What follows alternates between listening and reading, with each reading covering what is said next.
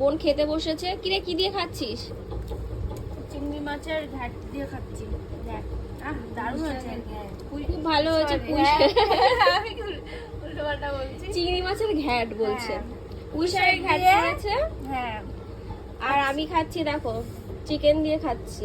এই যে খাওয়া মা হয়ে গেছে। মা খেতে দিচ্ছে। তো অনেকদিন পর আমরা দু বোন একসাথে আবার খেতে বসছি হ্যাঁ। বাপের বাড়িতে এসে। আগে তো প্রায় মাঝে মাঝে আসা হতো, একসাথে আমরা খাওয়া দাওয়া করতাম। হ্যাঁ, আর এখন অনেকদিন পর দুজনে খাচ্ছি একসাথে বসে। খুব ভালো লাগছে। আর মার হাতে রান্না সত্যি দারুণ দারুণ হেভি হয়েছে। আর চিংড়ি মাছগুলো খেতে খুব ভালো লাগছে।